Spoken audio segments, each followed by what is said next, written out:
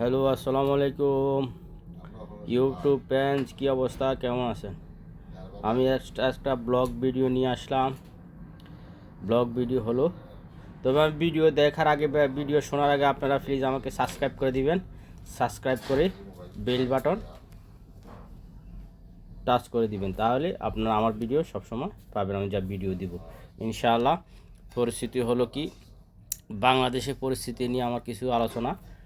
বাংলাদেশে আমরা ইসকনকে চাই না। ইসকন দিয়ে আমাদের কী কাজ হবে? ইসকন যে আমাদের হিন্দু, বৌদ্ধ, খ্রিস্টান, আমরা মুসলিম জাতি যারা আছি, আলহামদুলিল্লাহ, শুক্রিয়া আল্লাহ দরবার।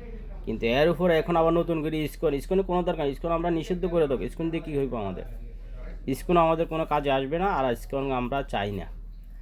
এই যে ইসকন, এই যে একটা দুর্ঘটনা ঘটালো, যে একটা মানে কি বলে উগ্রবাদী সন্ত্রাসগিরি দেখাইছে একটা মুসলিম, সে হোক মুসলিম হোক, বৌদ্ধ হোক, খ্রিস্টান হোক, সে যেই আইনজীবী হোক, কিন্তু তাকে এইভাবে মারা হয় নাই।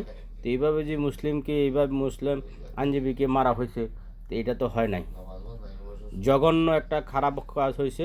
আমরা এটা চাই না। আর আমরা এই যে ইসকনকে আমরা বাংলাদেশে আমরা চাই না। ইসকনকে বিলুপ্ত করা হোক, ইসকন ব্যান করা হোক। আমরা ইসকন দিয়ে কী হইব?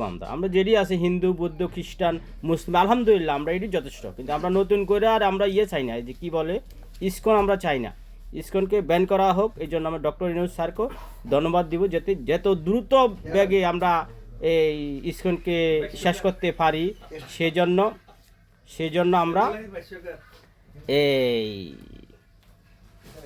এটার জন্য যত দ্রুত সম্ভব মিটিং করে যারা দায়িত্বে আছে সরকারে, সবাই একমত হয়ে ব্যান করে দেওয়া হোক। আমরা ইসকন চাই না। Thank you very much.